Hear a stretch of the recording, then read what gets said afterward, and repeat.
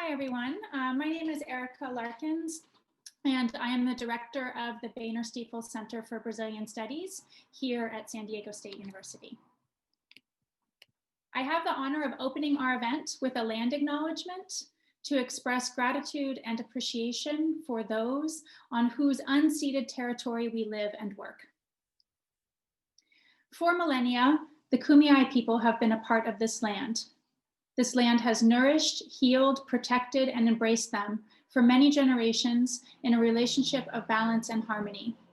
As members of the San Diego State community, we acknowledge this legacy. We promote this balance and harmony.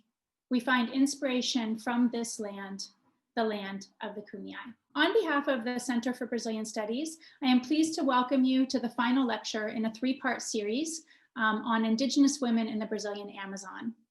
This series is a result of a partnership with Nature Culture International and Projeto Bem Viver, and is made possible by generous support from Keith Boehner and Catherine Stiefel. Thank you to Keith and Kathy, and I hope you're here in the audience. I would also like to acknowledge the collaboration of San Diego State's Department of American Indian Studies, as well as the Center for Latin American Studies. Thank yous are also in order to those who have contributed to today's event. Thank you to the excellent team at NCI, with special thanks to Sylvia and Karina. Much gratitude to the outstanding group at Projeto Bem Viver, and in particular, Reinaldo Lorival, Leda Martins, and Emily Costa. And lastly, at the Center for Brazilian Studies, thank you to the amazing Crystal Bivona, as well as Flavia Soares, Brooke Dolabella, and Amethyst Sanchez. As I mentioned, this is the final event of our fall three-part series. The first panel provided us with a valuable overview and understanding of environmental policy and politics. The second session focused on climate challenges and territorial protection. And our concluding panel today examines the impact of COVID-19 on Indigenous Amazonia. All of the lectures in the series are available for viewing on the website of our New Digital Brazil project and on our YouTube channel. So please follow us on these platforms, and let those who cannot attend know that these lectures are available as well. I was now going to welcome Matt Clark, President of Nature and Culture International, our partner on this initiative, to say a few words before I introduce our speakers. So Matt? I will keep it very brief. My name is Matt Clark. I am the President of Nature and Culture International. We are co-hosts of this event and very grateful to be included. This has been a wonderful series, and I am looking forward to the comments today. I will very briefly reiterate Erica's thank yous to Kathy Stiefel and Keith Boehner, and then all the people who have made this possible. Erica and Crystal from San Diego State University, Leda, Reinaldo, and Emily, our staff in the field, and Sylvia from my own staff. This has been a wonderful series, and I have learned a lot, and I'm very grateful for that. So, without further ado, apologies for being late, and let's boogie. Let's hear what we came here to hear. I will just, in that case, go ahead and introduce our speakers for today. We're really excited and honored that you are with us. Eloisa Vizcaino will be our moderator for the panel. She's a neuropediatrician, holds a master's and doctorate from the Federal University of Rio de Janeiro. She did part of her doctoral studies at the Karolinska Institute in Sweden, and today she is a professor at the State University of Rio de Janeiro, coordinator of medical care in child neurology at Pedro Ernesto University Hospital, and she works in the areas of health and education and with children and adolescents. Marta Fellows Dorado is a researcher at the Amazon Environmental Research Institute, IPAM, and focuses on Indigenous themes and social environmental projects, with greater attention to the reality of Indigenous peoples in the Amazon. She holds a master's degree in political science from the University of Salamanca, Spain, and a degree in environmental management from the University of Brasilia. Mariazinha Baré is from the Baré people. She is an MBA student in project management at the Universidade Estadual do Amazonas and holds a master's in social anthropology from the Universidade Federal do Amazonas. She served as the coordinating secretary in the Organization of Indigenous Women in the Amazon the União das Mulheres Indígenas da Amazônia Brasileira. Today, she is among the most prominent Indigenous leaders in the Amazon and is currently a project manager for the Coordination of Indigenous Organizations in the Brazilian Amazon, or COAB. Thank you so much. We're so pleased that you're here. And I'm going to turn it over now to Eloisa, who's going to start our conversation. Welcome, everybody. I'm very pleased to be here. Thank you very much for the invitation. So we're going to start. I will just talk a bit about how a pediatric neurologist came to be part of this group. I'm a medical doctor, as Erika said, and in the beginning of the COVID-19 pandemic, I was invited to organize a series for the Frontiers magazine about mourning and death.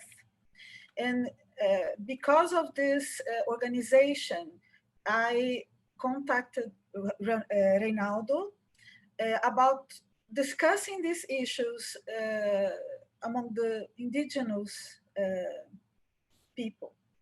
So we have already done one seminar. It's available at the web. We can send the link afterwards if you want to have it as well. When it was discussed the main problems of COVID-19 in the beginning of the pandemics, when it was not really very clear for everybody what was going on in Amazonia. So that's how I started this cooperation. So we have 178 different Amazonian indigenous tribes or people, and these are not all the numbers. So it's a very large community, but very uneven as well, because each of these different people have their own culture and their own conditions. So I think that it will be very interesting for us to know a bit more about how COIAB and everybody is kind of organizing to know a bit more what's going on. So I also have some research about other infectious disease, new infectious diseases, especially Zika, congenital Zika syndrome. And I hope we can also do some cooperation on this issue. So I would like to handle the word to Marta. Okay, thank you so much for the introduction. Thank you for the invitation. I'm Marta. I work as a researcher at the Environmental Research Institute of the Amazon, IPAM, in Brazil. And I'm talking from Brasilia. And here, the idea is to share a little bit of the work that we are developing with COIAB. And then Mariazinha is going to talk about their work specifically, but this is a study that we're developing together. So I'm going to share my screen with you. Okay, so as I said, we are doing a study about how the underreporting of COVID-19 is affecting indigenous peoples, and I'm going to bring the big context of how the situation is, some previous results and some recommendations, but we are still developing it, so it's not finished yet. And this study is a collaboration among IPAM, COIAB, NCI, and Fiocruz, which is an institution in Brazil for medical issues. So first of all, it is important to stress what Eloisa just said, that we have a really big social diversity in the Brazilian Amazon. In the Amazon, as it is, but in the Brazilian Amazon, we have some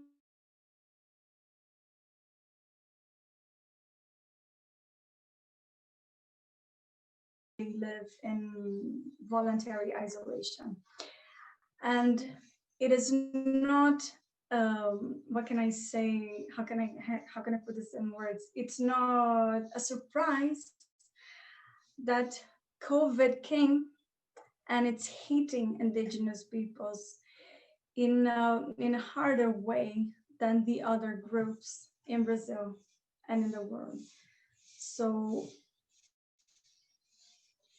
what we see, the big picture that we are seeing now to write this study is trying to combine those variables that might explain why indigenous people's lives are under threat. And first, we are talking about the poor indigenous health system. And first, we have to acknowledge that only those who live in their traditional territories have the right to have access to differentiated health system, leaving hundreds of thousands of those who live in cities and urban areas, and even those who don't have their territories demarcated by the government, to have the same treatment. So this is one big issue that indigenous peoples face in Brazil. The second is the poor infrastructure itself, because before COVID-19 came to Brazil, indigenous already have worse health indicators of health, such as hypertension, diabetes, and so on. And they don't have access to the same infrastructure as if they were, let's say, in Sao Paulo, which is a big city, and you have hospitals with ICU beds available. In this study, we found that for some indigenous lands, you have to take in a straight line more than 1,000 kilometers to have access to a hospital that have an ICU bed. So this is one aspect of the context that we are looking at. Second of all is the deprivation of their fundamental rights. So we are living in a political context which is very complicated, and they have their indigenous territories invaded constantly. So this year we found, for instance, the indigenous lands of Saia Cinza, for those who want to check the information later, with several indications of mining inside their lands. So unfortunately, this is not uncommon. This is happening. It probably is happening right now while I'm speaking. This is the second aspect that we took into account. And in the end, the underreporting itself. So we have this system that doesn't consider indigenous, those who live in urban areas. And also we have a colonialistic mindset of those, instead of writing, okay, this person is an indigenous person. No, you registered this person as some other racial, with some other race. So the methodology that we used took into account, and I would try to explain how it is. But if you have doubts later, I can come back to it. We have in the 9 legal Amazon states that comprise the whole Amazon in Brazil, divided by special indigenous sanitary districts. And inside those districts, you have the indigenous lands and the surrounding municipalities where indigenous visit for many reasons, plus those municipalities where indigenous live properly. So we decided, in accordance with the conversation that we had with COIAB, we understood that it was more important to look at the whole picture. So to look at those DSEI, as the acronym, to include the indigenous people who live in their territories and those who live in urban areas. So this was the area that we are looking at.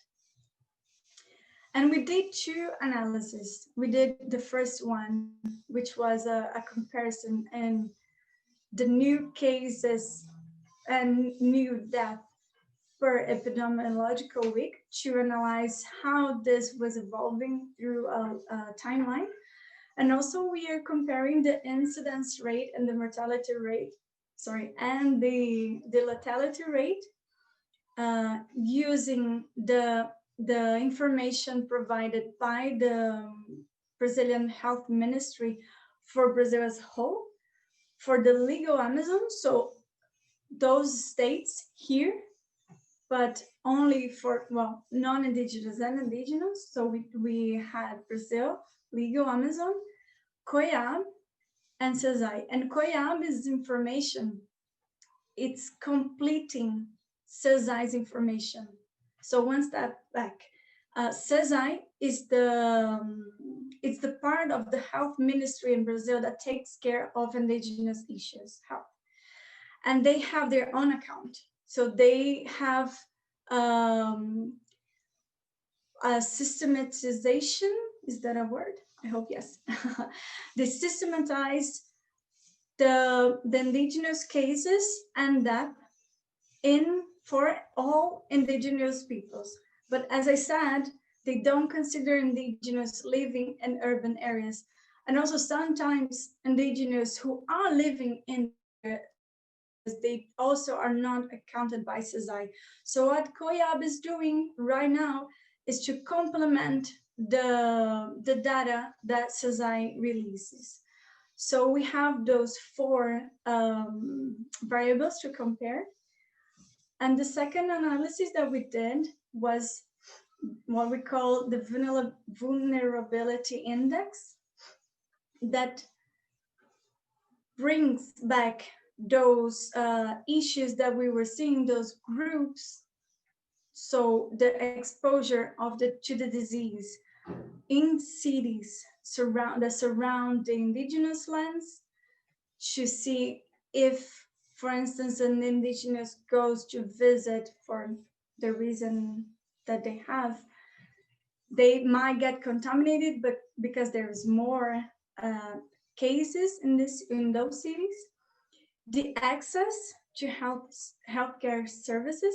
So we are looking at the distance that an indigenous person have to cross from their land to a hospital with ICU bed, and also the basic care units by population comprise in those special district in indigenous districts. And in the end, the threatened territories, what is threatening the territories? We're using the illegal minings, land grabbing, and deforestation as proxies of the problems that they face nowadays. And this will generate vulnerability index. So some previous results that I would like to share with you is the difference from the incidence rate, the mortality rate, and lethality rate. And as you can see here, the incidence rate, COIAB's information shows that there is a big difference from what they are seeing and all the rest of the groups. Also, the mortality rate is pretty much the same. But when you look at the lethality rate, some people might think, okay, the situation is not that bad, but it is, because for you to build a public policy that can attend properly their needs, you have to properly account those cases. And when you look at CESA's number compared to COIAB, you don't have the same number. You don't have the same picture. So the story that you're telling is completely different. And you might think that the indigenous are not so affected by the virus, which is not true. And these maps that I'm sharing with you, they are just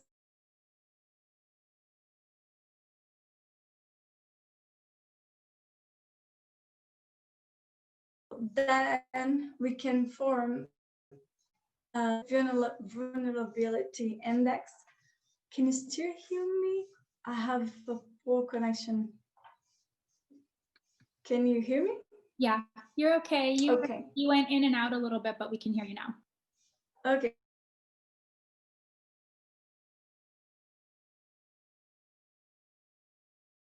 Analysis for each one.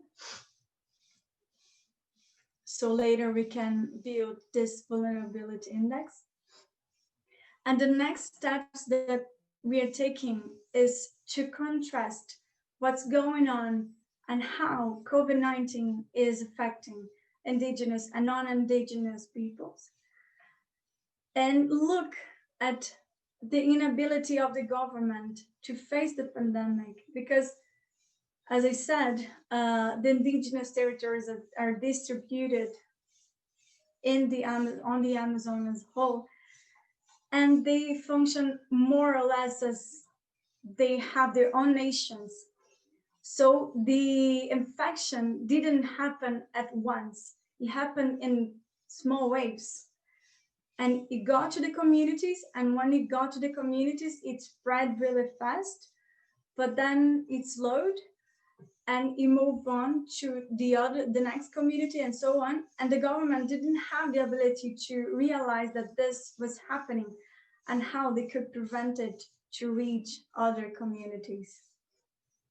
And some recommendation that I would like to share with you is that first we have to change this perspective on that indigenous people who live in cities, they are not indigenous, they are. It doesn't matter where you live, it's who you are that really matters. And to enhance this infrastructure, because even though they start considering all indigenous peoples as indigenous as it is, they still don't have a proper infrastructure to deal with this big problem. And on the side, it's really important to increase command and control actions. So to stop every illegal action that it's happening inside the indigenous territories. This must happen now, otherwise we're going to have a way worse future, not only with COVID, but with other problems as well. And to increase the autonomy of indigenous peoples to watch over their territories, because during this pandemic, we saw several communities where they closed their doors. Only our relatives can come in, and those that we don't know cannot come in. But they still don't have the same autonomy or the same power as the federal policy, the federal government to stop this from happening. So this is more or less what I would like to share with you, and thank you. I will wait for the questions. So I would like to handle the word to Mariazinha. I know that we have some video, and I'm very eager to see it, to watch it. Thank you very much. Sou Mariazinha Baré, sou da região do Alto Rio Negro, da Tríplice Fronteira, Brasil, Colômbia e Venezuela, de São Gabriel da Cachoeira, no estado do Amazonas. Hoje coordeno a gerência de projetos da COIAB. A COIAB é a maior organização da Amazônia brasileira, né? COIAB significa Coordenação das Organizações Indígenas da Amazônia Brasileira. Ela tem uma área de abrangência nos 9 estados da Amazônia Brasileira, né, que envolve o Amazonas, Acre, Pará, Rondônia, Roraima, Tocantins, Mato Grosso e Maranhão. A COIAB ela atua principalmente na área de direitos indígenas, né? E aí a parte de direitos indígenas ela se desdobra em várias outras ações, na questão de saúde, educação, geração de renda, na parte de formação, que é um item muito importante, na parte de gênero e geracional, na área da soberania alimentar dos povos indígenas, na parte da medicina tradicional e na parte da governança dos territórios indígenas. Desde que foi anunciado a questão da Covid-19 no mundo e no Brasil, né, a partir de março, a COIAB iniciou várias ações. Primeiro, foi feito um documento enviado, inclusive, para os nossos parceiros e apoiadores, para as organizações indígenas, suspendendo todas as ações que permitia essa presença física, principalmente dentro dos territórios indígenas, para evitar que se alastrasse. A partir daí, foi criado um plano de ação emergencial de enfrentamento, né, e combate à Covid-19 entre os povos indígenas da Amazônia. Esse plano ele foi dividido inicialmente em 3 eixos, né, que foi a parte da mobilização, a parte da governança, a parte do apoio humanitário, que envolve a questão de gêneros alimentícios, materiais higiênicos, EPIs. Nessa parte entra a questão das UAP, que são as unidades de atenção básica aos povos indígenas, a questão das barreiras sanitárias. Nós percebemos que, infelizmente, não conseguimos controlar, né, a questão da contaminação dentro dos territórios indígenas por vários fatores, né? Quando foi anunciado, a maioria dos nossos parentes estavam em tratamentos ou então estavam de passagem também nas cidades, nos centros urbanos, né? E nós sabemos que nós temos também indígenas que estão nos centros urbanos. Eu sou uma que eu estou no centro urbano. Então, o que aconteceu? A maioria desses parentes, muitos tentaram retornar para os seus territórios, né? E nós também podemos observar que a maior parte do governo em si, ele não se antecipou, né? Ele não entrou com informações, com orientações, e a própria equipe do Distrito Sanitário Especial Indígena também não estavam preparados para lidar com a situação. E não só eles, como a gente pode perceber, o mundo todo não estava e continua não estando preparado para lidar com essa situação. Então, faltou orientações, repasse de orientações tanto para os próprios indígenas como para os próprios profissionais de como lidar com a situação, de como orientar. Além de não estarem preparados, não tinham também materiais, equipamentos, né, para fazer os testes. E muitos desses parentes, quando retornaram para dentro dos seus territórios, retornaram contaminados. Alguns profissionais que estavam em viagem para outros estados entraram dentro de áreas contaminadas também. A gente não vai dizer que isso não aconteceu. Tem muitos profissionais que já estavam contaminados, né? Que a gente foi detectado isso, e outras pessoas também, funcionários públicos que adentraram os territórios indígenas que estavam contaminados, e isso acabou proliferando dentro dos territórios indígenas. Esse é um fator. O segundo fator, infelizmente, os invasores não dormem.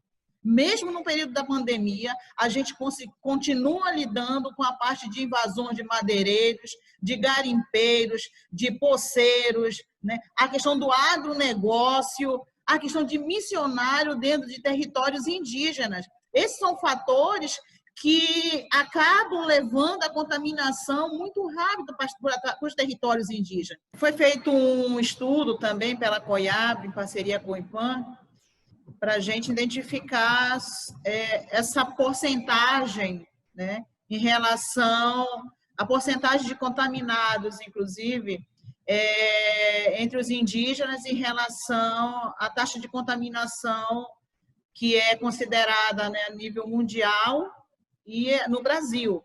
Nós podemos identificar que entre os indígenas a porcentagem é bem maior. É essa que a gente divulgou, inclusive de 150%, inclusive de contaminados, né? Inclusive em relação ao número de populações indígenas. O governo brasileiro, através da Secretaria Especial de Saúde Indígena, ela tem essa incumbência de atuar, de fazer a gestão da saúde indígena, né? Dentro dos territórios indígenas, nós temos os distritos sanitários especiais indígenas que estão ligados à CESAI.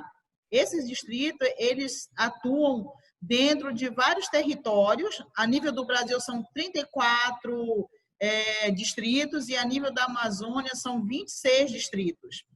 E, nesse sentido, os distritos têm equipe, devem ter uma equipe qualificada, né? Deve ter, além da equipe, essa estrutura humana, precisa ter estrutura, equipamentos também, para conseguir fazer esse atendimento, entrar dentro das áreas, dos territórios indígenas, para fazer esse atendimento aos povos indígenas.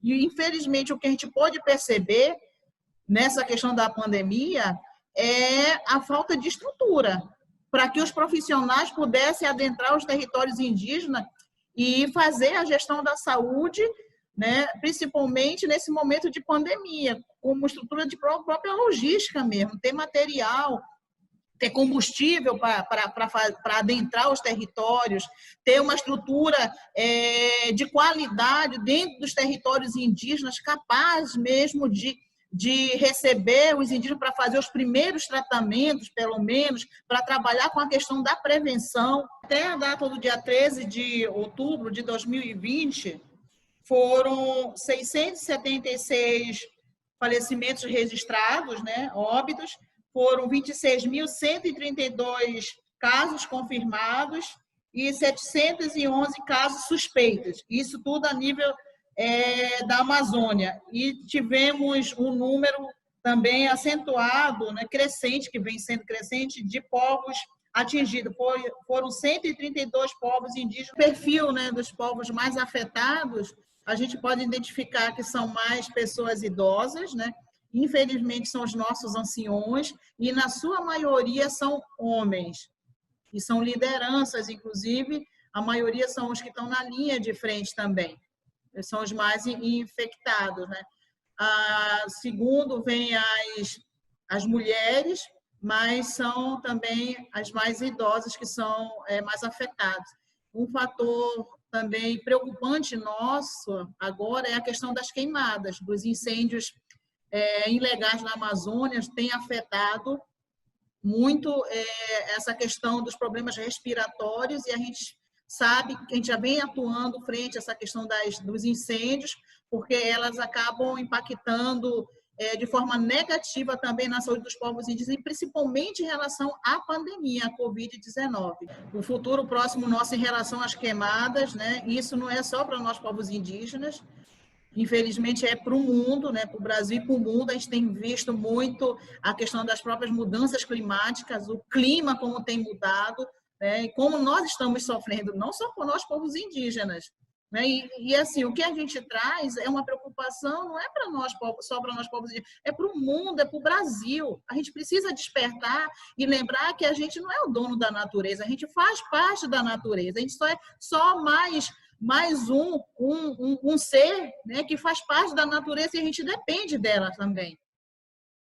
So this was so impressive. Thank you very much. Obrigada, Mariazinha. Foi muito, muito impressionante, muito bonito. I'm very proud to be a Brazilian woman having you speaking for us.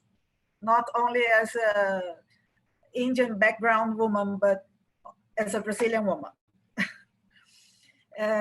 Eu queria te fazer uma pergunta, Mariazinha. Como que vocês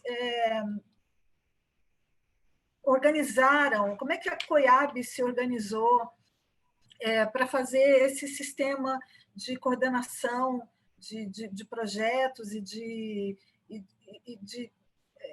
aquisição dos dados, né? Porque são muitos povos, e como que vocês capilarizaram isso para poder obter esses dados que são tão importantes, complementares, na verdade, porque os dados oficiais eles não refletem a realidade, e sem a COIAB nós não teríamos uma visão realista, né?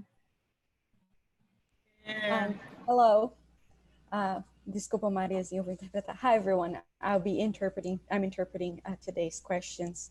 I would like to ask, on behalf of Eloisa, how COIAB, which is the Coordination for Indigenous Organizations of the Brazilian Amazon, has created this system for coordinating projects, and also how it has gathered data, which has been so important. Without COIAB, we wouldn't have both the official data and the complementary data that's used in all this research.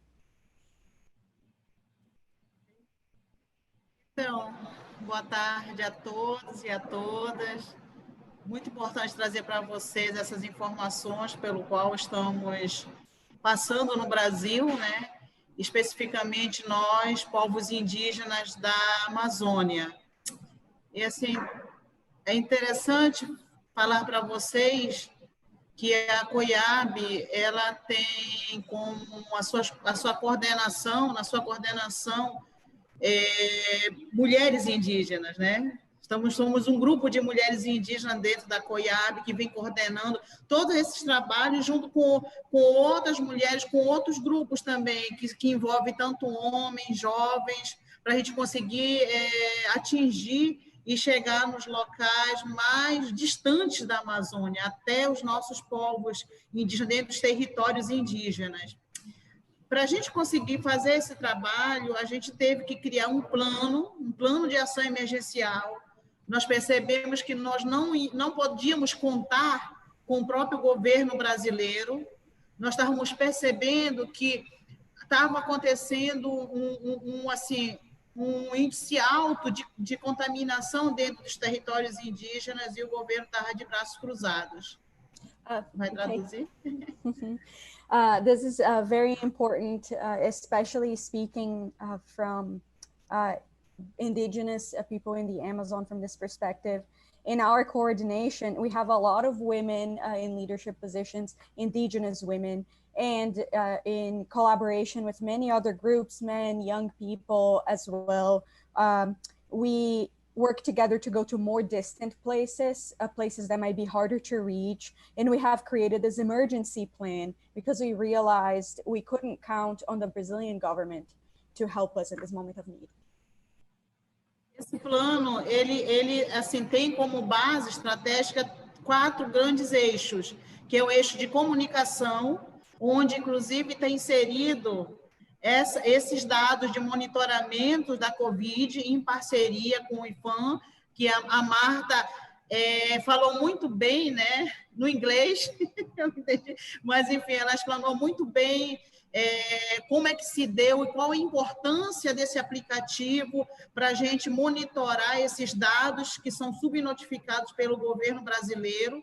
Foi uma necessidade nossa, inclusive, né, porque nós percebemos que os dados que estão sendo publicados da Covid pelo governo brasileiro não eram dados reais. Então, houve uma necessidade enorme de criar esse aplicativo, onde não só a gente traz nesse aplicativo não só os dados da CESAI, mas outros dados também que são repassados pelas próprias organizações indígenas, agentes indígenas de saúde, professores e as nossas lideranças de base.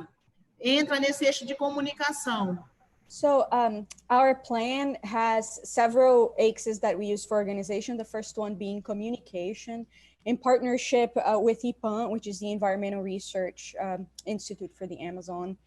We have created this app to monitor all the data. We quickly realized that the data the Brazilian government wasn't providing wasn't accurate. So we used this app to pass along information to other organizations in different communities. E no eixo de comunicação, a gente vem trabalhando com várias outras ações de divulgação, de informação, de orientações sobre a questão da Covid, que estão passadas tanto na língua materna, que a gente chama de línguas indígenas, né? E que são produzidas, na sua maioria, pelos próprios indígenas, e na língua portuguesa, brasileira, né? Esse aí é o eixo de comunicação. Vai traduzir, Bruna? Sim. Desculpa que te interrompi antes. So in this, continuing this issue of communication, we also made sure to spread all this information about COVID, both in the indigenous languages, which was often done by the indigenous peoples themselves in their mother tongues, their native tongues, and in Portuguese, the language, official language of Brazil. Rapidinho, porque o nosso tempo é pouco. Então, os outros eixos são os eixos de apoio humanitário, que envolve a questão de gêneros alimentícios, material higiênico, material de limpeza, a questão das UAP, que são as unidades de atenção primária à saúde indígena, e a questão das barreiras sanitárias epidemiológicas, enfim, uma série de questões. Aí a gente também tem a parte de mobilização e governança do nosso plano, né? Foi criado um comitê interno no âmbito desse eixo para poder operacionalizar o nosso plano. E a nossa estratégia de ação dentro desse eixo, a gente atua junto com a nossa rede de organizações indígenas regionais que nós temos a nível do 9 estados da Amazônia e, além disso, nós temos 64 sub-regionais que articulam mais dentro dos seus territórios. Então, a governança do nosso programa se dá dessa forma, mas com essa equipe do Comitê Interno Operacional nosso, dentro da COIAB, da qual eu faço parte do comitê, inclusive. The other issues we were concerned with were the humanitarian issues, hygiene, food, primary care, sanitary issues. This was one of the guiding principles. The other one was activism and planning so that we could optimize our operations along with the indigenous networks, the official indigenous networks in several states, which have 64 sub-regional districts that we've worked with here at COIAB, which is, as mentioned before, the Coordination for Indigenous Organizations of the Brazilian Amazon, where I work. E o quarto eixo é o eixo de soberania alimentar e medicina tradicional. A gente tem assim, uma preocupação muito grande da gente estar levando introduzindo, né? Ou então reintroduzindo muitos alimentos industrializados dentro dos territórios indígenas. A gente também precisa pensar o que tudo isso pode causar no futuro em termos de doenças, né? Doenças que antes não existem, e isso pode, inclusive, aumentar muito mais, como doenças cardiovasculares, a diabetes, várias outras doenças também. E a questão da medicina indígena, a medicina tradicional, é o que nós estamos utilizando tanto na questão da prevenção da Covid, né, como na questão do tratamento também da Covid. E são muito as mulheres que vêm utilizando isso. Então, nós trouxemos foi o quarto eixo que entrou a partir de 6 meses de avaliação, de execução do plano. Nós avaliamos e a gente achou muito estratégico trazer, já pensando em ações estratégicas a longo prazo, né? A gente fala de pós-Covid, mas ninguém sabe quando vai ser isso. Então, a gente já tem que começar a trabalhar muitas outras questões em relação o que pode vir posteriormente. Por isso, a preocupação, principalmente no tratamento também. So the fourth guiding principle, the fourth axis that we used was that of food sovereignty and traditional medicine. As we reintroduced several industrialized foods, we need to think about what that means for our health and what kinds of diseases we're introducing into our communities. That could be diabetes, heart conditions, etc. So with traditional medicine, we're thinking both of prevention and treatment of COVID. And we introduced this fourth guiding principle we're about 6 months into the project already. That's when we started to think about long-term consequences, because we talk about life post-COVID, but we don't know yet if there is such a thing, considering that there are long-term consequences we're left with. Só falar uma coisa para encerrar essa pergunta, Bruna e mais a Heloísa, que a parceria, tá? A parceria tem sido primordial, gente. Sem as parcerias, tá? Sem as doações que a gente vem recebendo, tudo isso que a gente, assim, no esforço, esse esforço medonho, sabe? Esse ciclo aqui, sabe, com esse apoio todo das doações, das parcerias, das campanhas que a gente está fazendo, que a gente vem recebendo, tudo isso aqui seria impossível. Então, a gente continua fazendo as nossas campanhas, recebendo as doações, para a gente continuar fazendo o nosso trabalho também. I just would like to thank all the partnerships, because without them, we wouldn't be able to do the work we do. Partnerships, donations, all the tremendous effort that everyone has put into this, and the several campaigns we've created. Without these campaigns, it would be impossible to do the work we do. Ok, so it's so much, é tanto, né, Mariazinha, que tem para ser feito, é quase a organização de um país inteiro, porque na verdade acaba sendo a complementação de uma coisa paralela. It ends to be something like a complementary government, because government is not reaching where it should be. O governo não está chegando onde deveria e vocês estão organizando uma governança paralela. Bem, tem algumas perguntas, na verdade, eu acho que o tema vai ser bem difícil a gente esgotar, mas tem algumas perguntas, uma delas é a que você atribui, entrando no eixo, né, da mulher, né, da mulher, na participação da mulher, assim, a que você atribui tantas lideranças femininas nesse movimento da Coab e de onde você está, enfim, atuando, né? Eu vou fazer as perguntas para você também poder se organizar, não vou fazer uma de cada vez. Okay. Como o desflorestamento, né, o desmatamento tem impactado para vocês atualmente? É claro que sempre impacta, mas nesse momento crítico, né? Falar um pouquinho desse desflorestamento e falar um pouquinho do CESAI. É uma pergunta que surgiu aqui, né? Como que o CESAI entendeu esse movimento da Coab, né? Se houve uma parceria no final ou se essa questão política está sendo problemática. Tem mais uma pergunta aí depois, mas...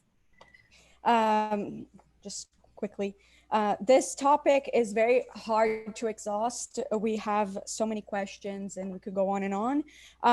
One question I have is, what do you attribute to all the leadership, all the women's leadership in this movement at COIAB and the role of women? And then the other question is, how deforestation has been critical in this movement, how it has impacted everything.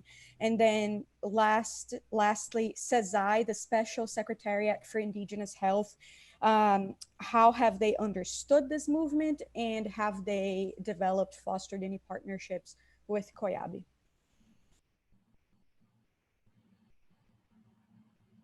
Bem, a gente, de fato, tem visto, né, nos últimos anos um destaque enorme das mulheres indígenas, as mulheres no mundo, inclusive, né? Mas, assim, tem essa questão muito particular da mulher indígena, por uma questão cultural, essas coisas todas. Mas acho que essa questão cultural em relação à mulher também é do mundo, né? As mulheres vão ocupando o seu espaço e tudo mais. A gente tem toda uma questão cultural das mulheres não se expor, inclusive, né, por várias situações. Mas eu penso que nós estamos num novo momento, né, a nível mundial das mulheres, né, estarem à frente da luta, das mulheres estão na bandeira de luta, mas no caso da mulher indígena, a gente luta por um bem comum, né, por um bem comum. As nossas lutas, elas são lutas para os povos indígenas, né? Quando a gente fala de território, eu não luto só pelo território onde só as mulheres vão ocupar. A gente luta por um território onde os povos indígenas devem ocupar, né? Os povos indígenas precisam e dependem para viver, não para sobreviver, para viver. Então, assim, nesse sentido, os próprios homens indígenas, né, abriram as portas e trouxeram as mulheres para somar nessa luta. E isso está tendo, digamos assim, a gente está conseguindo fazer isso muito bem, inclusive. E, graças a Deus, a gente tem tido respeito também dos próprios homens, por mais que tenha um tabu dentro de alguns povos, mas, na sua maioria, a gente vai percebendo que, pouco a pouco, a gente vai sendo acolhidas também. Então, isso tem sido... É reconhecido, inclusive, dentro da questão hoje cultural dos povos indígenas. Em relação à questão das queimadas ilegais, dos desmatamentos na Amazônia... Mariazinha, desculpa. Desculpa. Women in the world, indigenous women perhaps especially, but women in the world are reclaiming their spaces and are heading their own projects. And at the realm of a variety of endeavors, women are heading this struggle for the common good. Here, we're doing it for the indigenous territories, for everyone, for the common good, not only for women. And what we've seen is that we've done very well. A lot of men have respected our efforts and have welcomed it too. Marta, ia ser bom também saber a opinião depois da Marta sobre essa questão da liderança feminina, mas vamos dar seguimento? Como vocês querem fazer? Marta quer falar sobre isso? So in a moment, we'll hear from Marta on her perspective on female leadership as well, but in a second. Então, vamos falar do desflorestamento, deforestation, então, burning. A gente tem visto uma fragilidade muito grande da legislação brasileira. Cada vez que um governo assume, né, a gente observa muitas mudanças. E, infelizmente, no atual governo, não tem como a gente não deixar de falar. No atual governo, a gente tem visto uma desconstrução enorme dos direitos indígenas, inclusive, né? A questão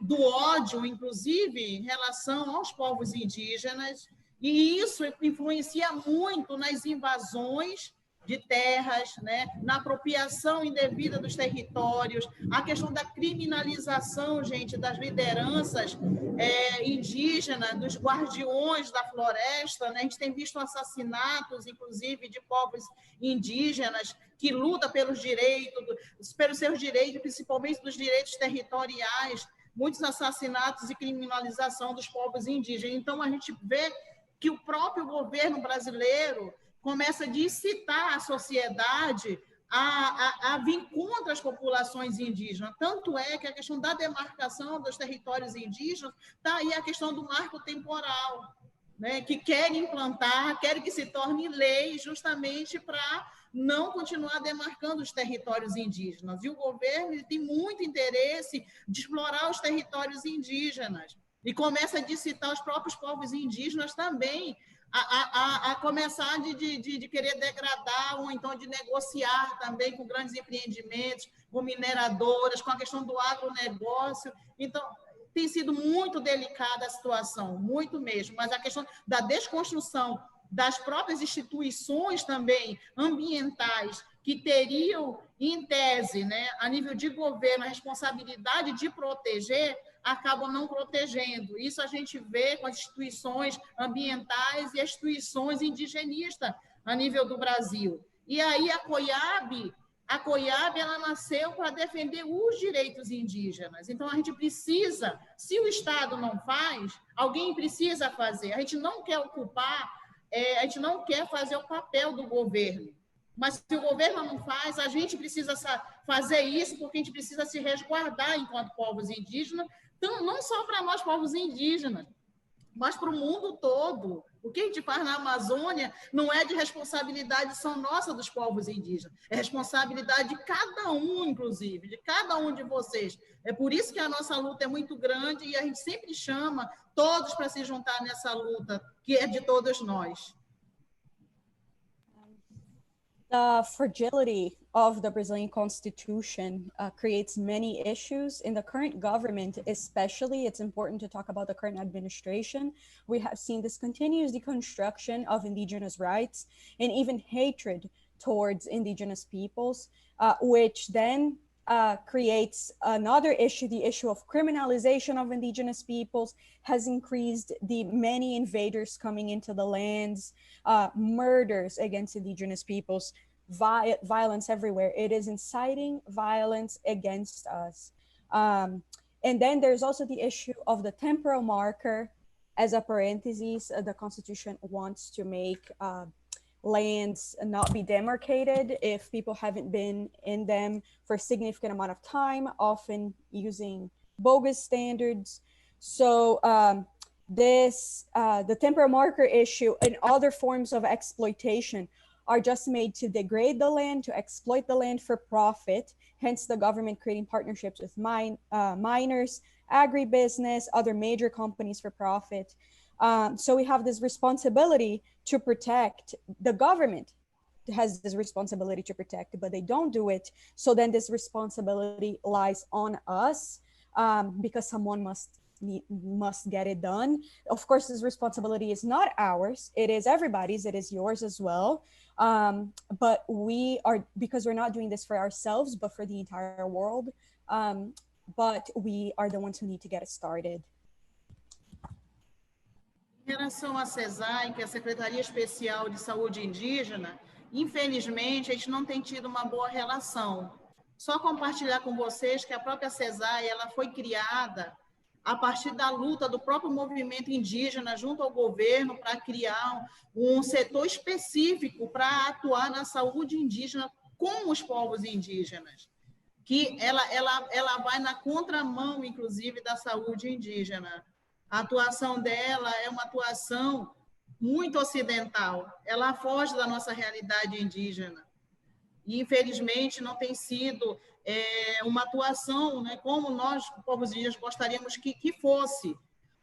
O nosso plano de ação foi enviado para a Secretaria Especial de Saúde Indígena, que justamente para que a gente pudesse atuar juntos, em parceria. Foi enviado tanto para a saúde indígena como para a Fundação Nacional do Índio, para vários outros ministérios, foram enviados tanto para os governos federal como o governo estadual e municipal, foi enviado para os parceiros, inclusive, que era justamente para a gente se juntar e fazer ações integradas, não sobrepondo, mas somando, inclusive, esforços para a gente conseguir chegar nos territórios mais distantes, né? Infelizmente, com a CESAI, a gente não tem conseguido avançar, a gente tem forçado a entrada no Ministério Público Federal, movendo ações para a CESAI poder atuar em alguns territórios, ok? Na questão das UAP, que são as unidades de atenção primária indígena, a gente teve que forçar a barra, a gente vem forçando para que a CESAI ela assuma o papel dela, porque ela é responsável pela gestão da saúde indígena, então a gente precisa que ela assuma o papel dela de gestor. A gente vem mobilizando recursos junto com os parceiros para fazer a instalação dessas UAP, mas o papel de fazer a gestão do atendimento é da CESAI. Então, assim, a gente tentou fazer um termo de cooperação, não conseguimos. Muitos desses apoios para a questão da Covid foi via as nossas organizações indígenas, ou então via algum funcionário que se disponibilizou em aceitar. Então, infelizmente, a gente não tem tido uma boa relação. A nossa proposta, enquanto COIAB, é atuar junto com a CESAI e não entrar no confronto, mas não tem isso, não tem sido, né, isso a política, infelizmente, pela própria parte da CESAI. A gente entrou com uma ação no Supremo, obrigando, inclusive, que o Estado brasileiro criasse um plano de ação de enfrentamento à Covid, que, infelizmente, até hoje, nessa data, não foi implementada. O Supremo Tribunal Federal já entrou com uma ação dando 20 dias para que o Estado brasileiro apresente esse plano. Bem, vamos ver o que acontece, né?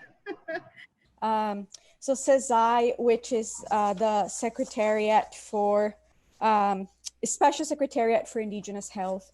Unfortunately, we have not had a good relationship with them. They were originally created precisely for the struggle with the government, but it just so happens they have a very Western approach. Unfortunately, it doesn't fit our realities as Indigenous peoples. We have tried to create, along also with the National Indigenous Foundation, FUNAI, more integrated actions to join forces in which one would not take precedence over the other institution. Instead, we would work together, but we have not been able to move forward together. For example, because CESAI is responsible for Indigenous healthcare, we have tried to work with them on improving the primary care unit, and they have not worked with us on that. We also have written a cooperation term and a written agreement to help with a more conflict-free partnership.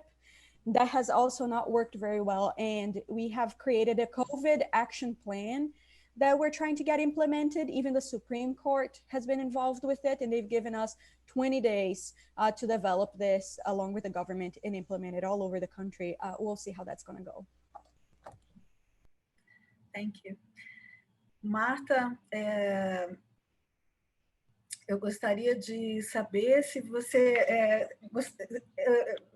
como você vê a liderança feminina nesses movimentos? Assim, qual é a sua opinião em relação a isso, né?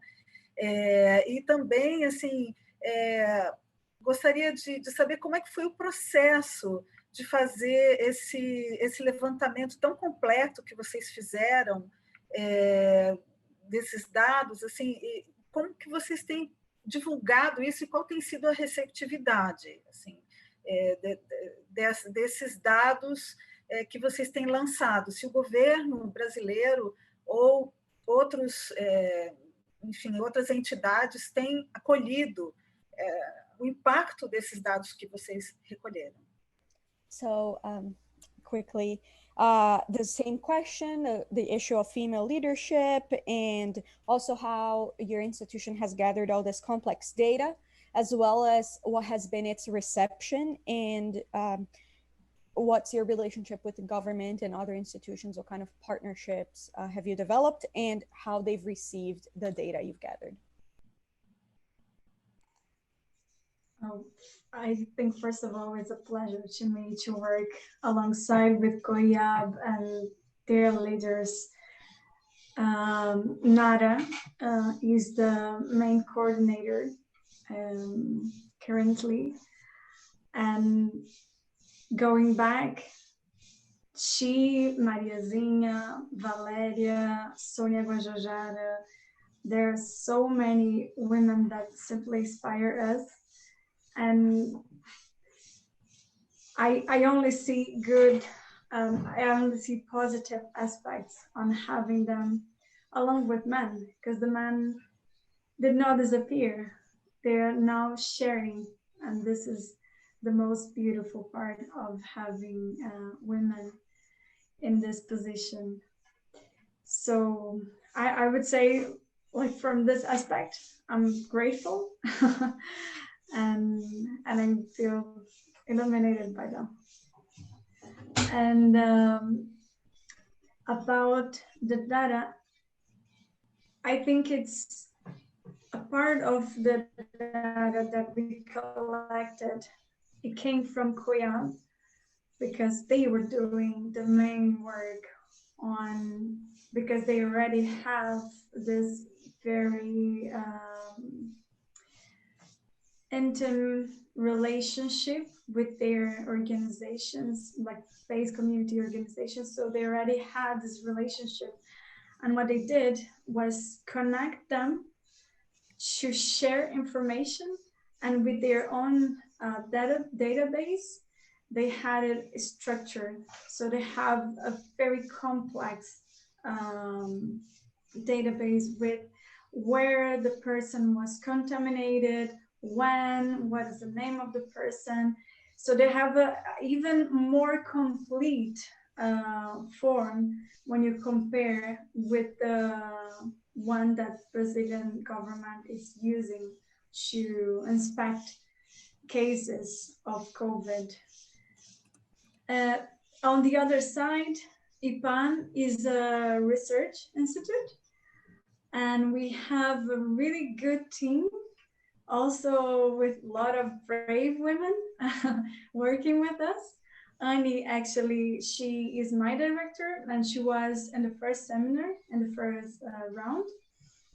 And she, along with other collaborators, they built this database, this geo spatial analysis that I previously showed.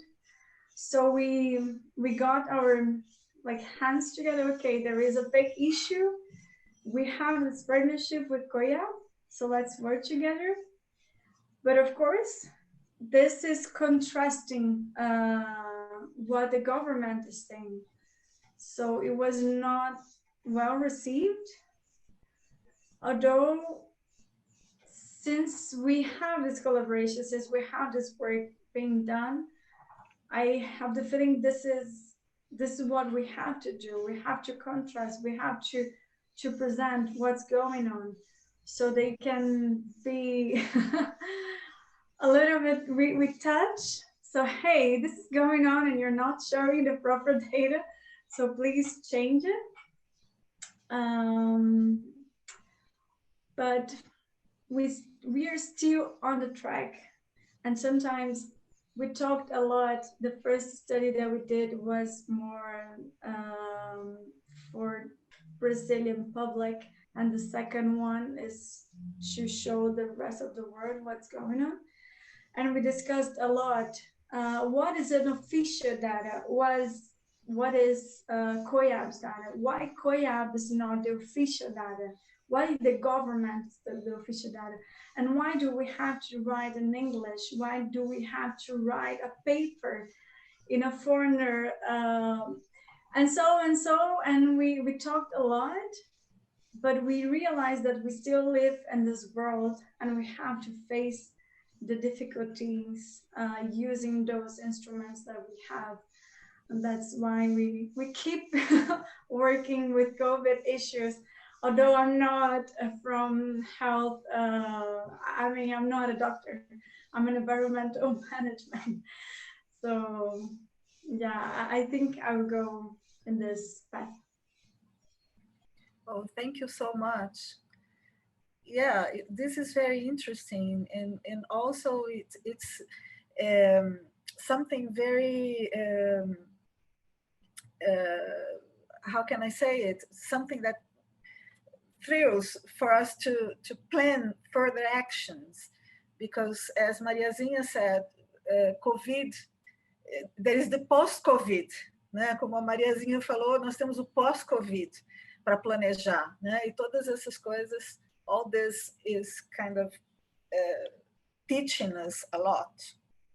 So thank you so much for your answer. Now we are in a bit short of time. It's impossible to talk about everything we would like. I would like to ask about the children, for instance, how they are involved in the process. I would love to hear about how children are involved, but I think it will be left for the next series of debates. And Mariazinha, I would like to invite you to come back and to have some final... queria convidar você para voltar e dar algumas palavras finais, talvez falando um pouquinho sobre o planejamento mesmo do pós-Covid, que você deu uma pitada, né? You told us something in your mind. Tem alguma coisa na sua cabeça sobre o pós-Covid. There is something there about the post-Covid you would like probably to share with us. Então, como eu falei, a gente não sabe quando tudo isso vai passar, né? Mas algumas ações que a gente vem desenvolvendo já é com essa perspectiva, né, de ir trabalhando e pensando pós-Covid. o eixo 4, que fala da soberania alimentar e medicina tradicional, é um eixo que a gente tem que tratar ela tanto durante, né, como pós o Covid também. A gente precisa trabalhar muito a questão da soberania alimentar dos povos indígenas. A gente sabe que essa doença deixa muitas sequelas, ela é desconhecida para todo mundo, né? E a gente percebe que esse tratamento também é um tratamento que precisa dar continuidade, né? A saúde indígena precisa dar continuidade desse tratamento das pessoas que já foram infectadas com a Covid, porque hoje também os nossos parentes, eles estão morrendo com as sequelas, justamente porque não tem orientação, né? Depois, e outro, o parente vai para a aldeia, ele acha que está bem, ele sai para pescar, para caçar, sai para os roçados, aí ele pega o chuvisco, pega um sol super quente, aí vem as queimadas, uma série de coisas, né? Então ele tem uma recaída, e enfim, isso também não está sendo contabilizado. Isso aí é um pós-Covid que, por isso, da gente começar de chegar junto à própria CESAI para chamar atenção, para continue cuidando dos nossos indígenas que estão dentro dos territórios e fora deles também. A questão da medicina tradicional. Isso, a questão da medicina tradicional, ela é muito importante que a gente utilize ela, tanto também durante como depois, como ela está sendo muito importante no tratamento, na prevenção e no tratamento da Covid. Isso não está sendo contabilizado nem levado em consideração pela CESAI também. Eu adoraria saber um pouco mais sobre a medicina tradicional indígena na COVID. I would love to know a bit more about how it's working in COVID, the traditional indigenous medicine. Nós vamos ter uma live só com as mulheres indígenas para a gente falar sobre soberania alimentar e medicina tradicional no tratamento à COVID, tá? Só aproveitar e já trazer isso para vocês e convidar vocês também. E aí nós temos uma preocupação muito grande em relação à questão do próprio monitoramento dos territórios indígenas, como falei, né?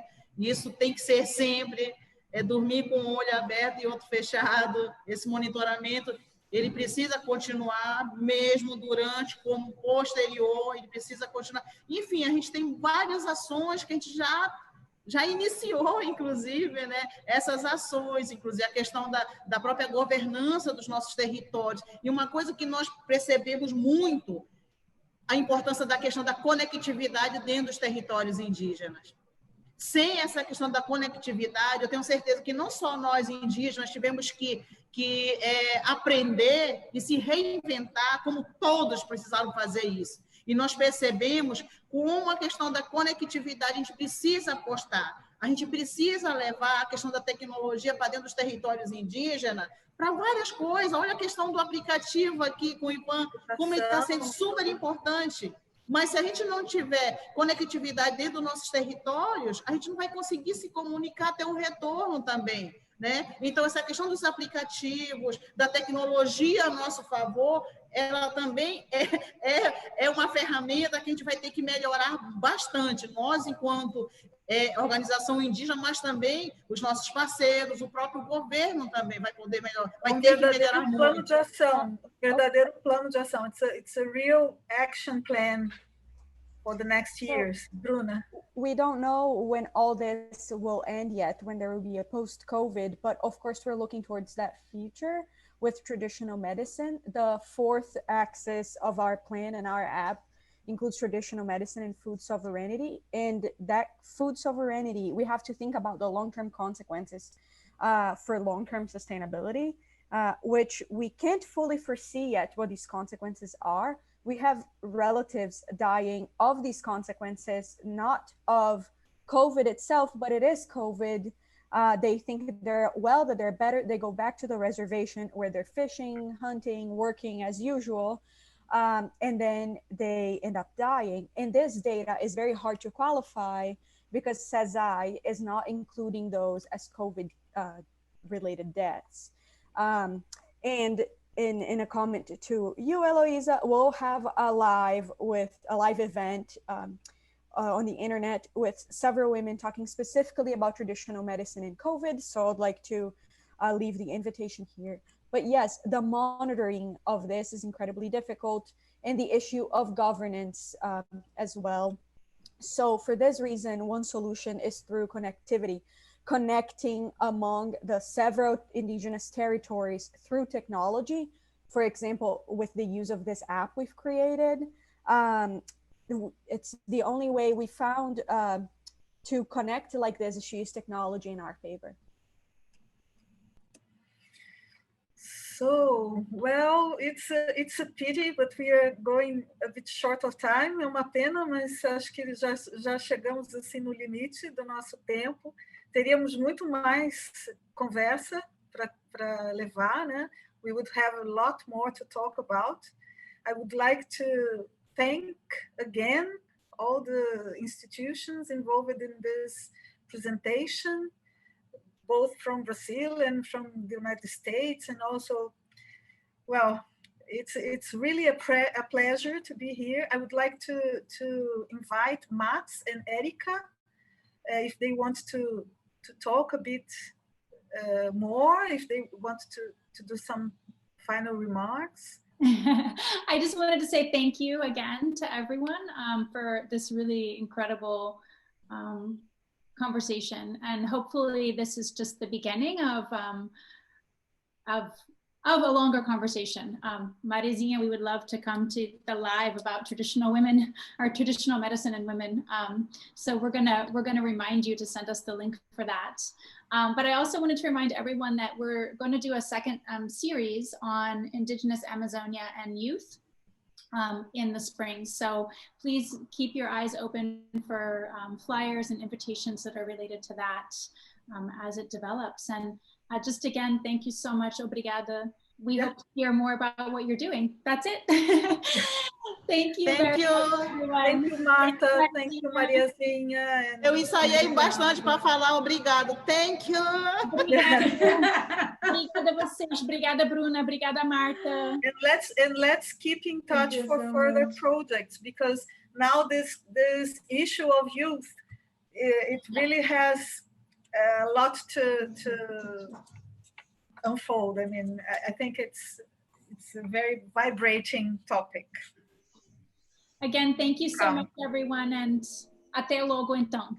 Até logo, obrigada. Tchau. Até logo. Thank you.